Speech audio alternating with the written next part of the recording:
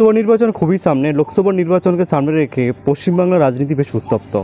লোকসভার বাংলা কার এই বিষয়কে সামনে রেখে বিরোধীরা অর্থাৎ রুলিং গভর্নমেন্ট এবং বিরোধীরা বেশ সক্রিয়ভাবে প্রচার করছে লোকসভা নির্বাচনে 42টি আসনে ভালো ফল করার জন্য। অন্যদিকে প্রশান্ত কিশোর যেভাবে পশ্চিমবাংলার লোকসভা নির্বাচনকে সামনে রেখে যে ধরনের মন্তব্য করেছেন, এই মন্তব্যকে সামনে রেখে বিরোধীরা বেশ সক্রিয়ভাবে প্রচার করছে। প্রশান্ত কিশোর বলেছেন যে বিজেপি পশ্চিমবাংলাতে প্রথম স্থান অধিকার করবে। অন্যদিকে এই বিষয়টিকে সামনে রেখে টিএমসিও সক্রিয়ভাবে সমালোচনা করেছেন। কিন্তু সাধারণ মানুষ কি বলছে বা সাধারণ ভোটের খাতা নিরিখে সাধারণ মানুষের ভাবনা চিন্তা কী, এ নিয়ে আলোচনা করব। পশ্চিম মেদিনীপুর জেলাতে আছি। গড়বেতা 1 নম্বর ব্লকে 3 নম্বরে বড়মোড়ো অঞ্চলে আছে। এখানকার সাধারণ মানুষের জানার চেষ্টা করবো। আমার সাথে এই মুহূর্তে আছেন হাবিবুর বাবু। আপনাকে স্বাগত জানাই। লোকসভা নির্বাচন তো খুবই সামনে, বেশ উত্তপ্ত বা আমাদের পশ্চিমবঙ্গের রাজনীতি কীভাবে দেখছেন? কাদের পাল্লা ভার? উত্তপ্ত বললে আমরা কিছু বুঝি না, সাধারণ মানুষের পক্ষ থেকে বলছি। আমরা দেখছি আমাদের ঝাড়গ্রাম লোকসভা কেন্দ্রে আমরা তৃণমূল কংগ্রেসকে ছাড়া কেউ চিনি না। তৃণমূল কংগ্রেস ভালো ভোটে ঝাড়গ্রামে আমাদের জিতবে, খুব ভালো ভোটে। আর 42টা আসনের কথা বলছে প্রশান্ত কিশোর, বলছে 1 নম্বর বিজেপির স্থান সম্পূর্ণ এটা ভালো করে তিনি দেখেননি হয়তো ঘুরে ফিরে। লক্ষ্মীর ভাণ্ডার 1000 হয়ে গেছে। মা বোনেদের ভোটেই তৃণমূল কংগ্রেস মোটামুটি 35টা আসন পাবে কম করে। বিজেপি 10-এর নিচে থাকবে। এটা আমার কথাটা আজ মিলিয়ে নেবেন আপনারা, পরবর্তীকালে মিলিয়ে দেখে নেবেন যে একটা ছেলে বলেছিল 10-এর নিচে বিজেপি থাকবে, একদম শিওর। 21 বিধানসভা নির্বাচনে প্রশান্ত কিশোর বলেছিল যে বিজেপি ডবল ডিজিট পাবে না, সেটা মিলেছিল। সেরকম মিললেও প্রশান্তবাবু তারপরের প্রেক্ষিতে হয়তো দেখেন না, খাবে যে এখন 1000 টাকায় তো 2 দিন আগে থেকে ঢুকে 2021 এবং 2024 রাজনীতি অনেক পরিবর্তন। অবশ্যই বিজেপি বাংলা বিরোধী, এইগুলোকে মানুষ গর্জন করে দেবে।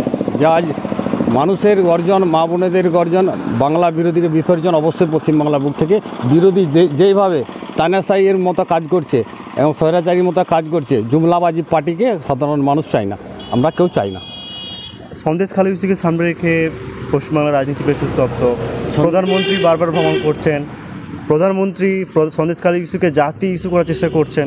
সন্দেশখালী ইস্যু কি লোকসভা নির্বাচনে প্রভাব বিস্তার করবে? সন্দেশখালী দেখুন, সন্দেশখালী বিজেপি যারা লোক তারা এই জিনিসটা বেশি প্রভাবিত করেছে। কোনো জায়গায় সন্দেশখালী প্রভাব পড়বে না, কারণ সন্দেশখালী বিজেপি, সেটা একটা অডিও ফাঁস হয়েছে, দেখেছিলাম আমরা সবাই মিলে দেখেছিলাম যে বিজেপি কীভাবে সন্দেশখালীটা উত্তপ্ত করেছিল। কোনোদিন আর নরেন্দ্র দামোদর দাস মোদী এটা ভোটের সময় তারা ভোটে পাখির মতো আসবে, 5 বছর ছাড়া তারা ভোট মাঝে মাঝে আসবে আর বাংলাকে বঞ্চনা করবে, বক্তব্য রেখে চলে যাবে। এটা বাংলার মানুষ ভালো চোখে দেখে না।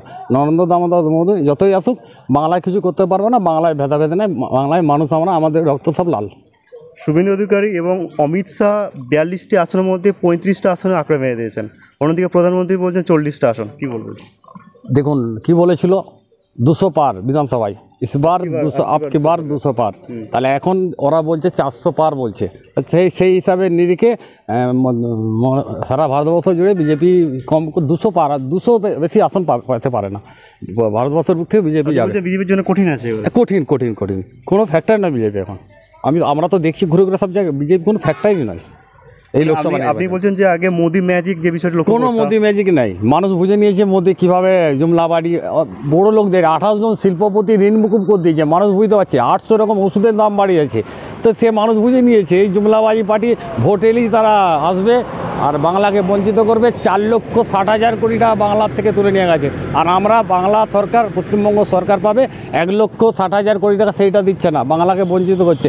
মানুষ বুঝে না, মানুষ বুদ্ধিমান, মানুষ খুব বুদ্ধিমান। বাংলার মানুষ বুঝে নিয়েছে যে বিজেপি পার্টি কী জিনিস। এগুলো বড়ো লোক অট্টালিকাদের পার্টি বিজেপি পার্টি, গরিব মানুষদের, মধ্যবিত্তদের পার্টি নয়।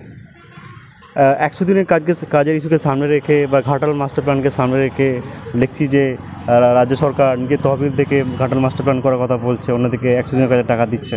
প্রকৃত অর্থে পশ্চিমবঙ্গের রাজনীতির টিএমসিকে লাভ দেবে? হ্যাঁ, অবশ্যই। 100 দিনের কাজ 2.5 বছর ধরে আন্দোলন করলো, দিল্লির বুথ থেকে আরম্ভ করে জেলা, ব্লক, অঞ্চল, বুথ থেকে আরম্ভ করে বুথের কর্মীরা, সাধারণ মানুষ, লেবাররা থেকে জব কার্ড হোল্ডাররা সব। দিদি কথা দিয়েছিল, টাকা দেয়নি বলে, সেই জন্য আন্দোলনের পরেও তারপরও দিদি তার রাজ্য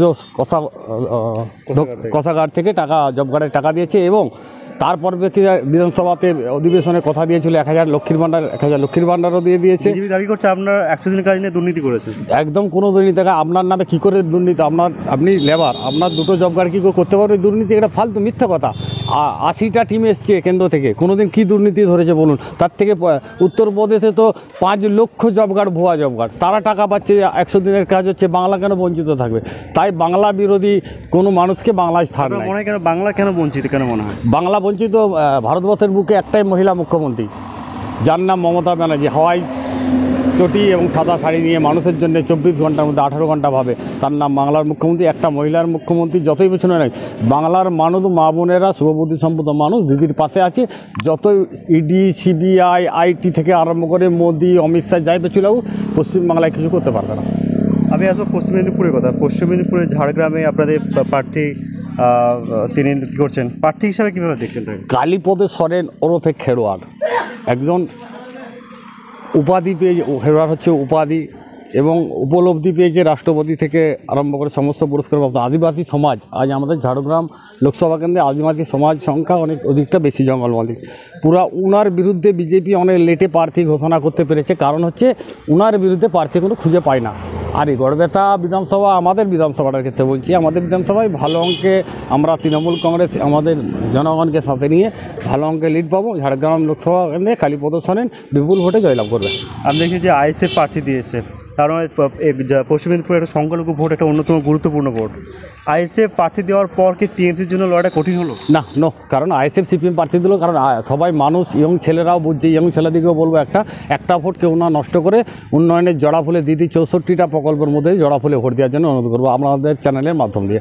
2019 থেকে 2024-এর মধ্যে কী উন্নয়ন হয়েছে, কী উন্নয়ন হওয়া উচিত, এবং যদি এই প্রার্থী জিতেন তো আপনারা কোন কোন উন্নয়নকে জোর? দেখুন, লোকসভা একজন প্রার্থী এমপি যদি যখন জিতে, সে বছরে 5 কোটি টাকা পায়। সে 5 কোটি টাকা পায়, সে 5 কোটিটার উন্নয়ন তহবিল থেকে পুরো 7টা 8টা কোনো 6টা জায়গায় বিধানসভা ভিত্তিক তাকে খরচা করতে হয়।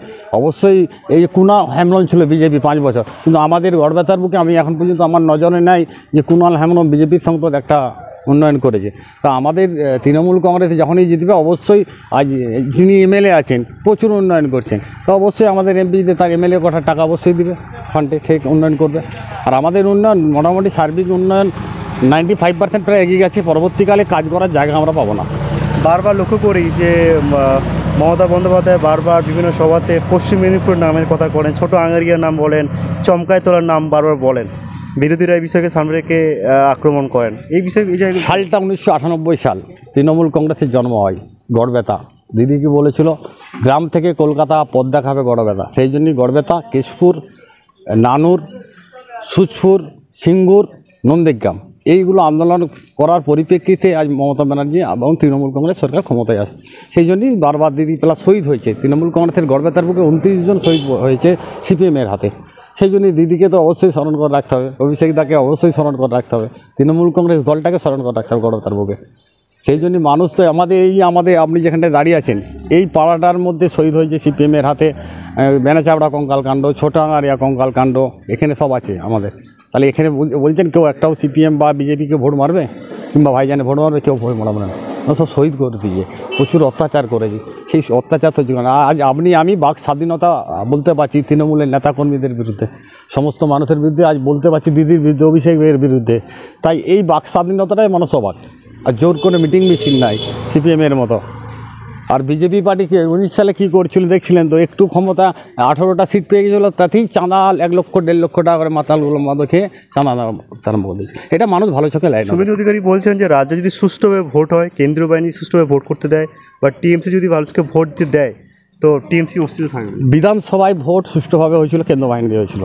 লোকসভায় কেন্দ্র বাহিনী 2 জনের জায়গায় 50 জন যদি লোকসভায় কেন্দ্র বাহিনী একটা বুথে থাকে, তৃণমূল কংগ্রেস, আবার বলছি তৃণমূল কংগ্রেস বিপুল ভোটে জয়লাভ করবে। বিজেপি সেটা স্বপ্নও ভাবতে পারবে না, মোদি অমিত শাহ জীবনও ভাবতে পারবে না পশ্চিমবাংলা কীভাবে খালি হাতে ফেরালো। সামথিং সিট হয়তো পেতে পারে, তাও বলা যাচ্ছে না। তৃণমূল কংগ্রেসের জয় জয়কার সব জায়গায় হবে, দেখে নেবেন, মিলিয়ে নেবেন। লাস্ট কোশ্চেন, যে এখানকার সাধারণ মানুষের উদ্দেশ্যে কী বার্তা দেবেন? সাধারণ মানুষের প্রতি পশ্চিম মেদিনীপুর গড়বেতা এবং আমাদের বড়মুড়া হেতোসল থেকে আরম্ভ করে সমস্ত মানুষকে একটাই বলবো, দিদির উন্নয়নের প্রকল্পগুলো দেখে আপনারা আপনার বিবেককে প্রশ্ন করে রাতে একটু ভাববেন, শোয়ার আগে ভেবে বলবেন, দেখবেন যে আপনি যদি মনে করে থাকেন যে বিজেপি ভোট মারবো, আপনিও কিন্তু তৃণমূলের জড়া ফুলে উন্নয়নের প্রতীকে ভোট মারতে বাধ্য হবেন। কারণ এইটা বিজেপির মতো এ নয়, বিজেপির মতো যে বিজেপির পদ্মফুল যদি শুকিয়ে যায়, আর তৃণমূল কংগ্রেসের ঘাস ফুল শুকায় না, ঘাস যত কাটবে ঘাস তত গজাবে, মারবে যত ঝরবে তত ফুটবে তত ফুল, রক্ত দিয়ে লিখে যাবে পশ্চিমবাংলার মানুষ তৃণমূল কংগ্রেস। কথা বললাম, মৌলিক বক্তব্য হচ্ছে যে এখানকার সাধারণ মানুষ তৃণমূল সরকারের উপরে ব্যাপক তাদের আস্থা, এবং টিএমসি সরকার যেভাবে কাজ করেছে সে কাজের নিরিখে ভোট দান করবেন, এবং এখানকার আইএসএফ বা কংগ্রেস বা সিপিএম যে প্রার্থী দিয়েছে সেটা কোনো মৌলিক বিষয় নয়, কিন্তু মানুষ কাজের নিরিখে ভোটদান করবেন, মানুষ উন্নয়নের নিরিখে ভোটদান করবেন, মানুষ নিজেকে উন্নয়নের চারপাশে দেখে ভোটদান করবেন। এ বিষয়ে আপনাদের গুরুত্বপূর্ণ মতামত অবশ্যই কমেন্ট করে জানান।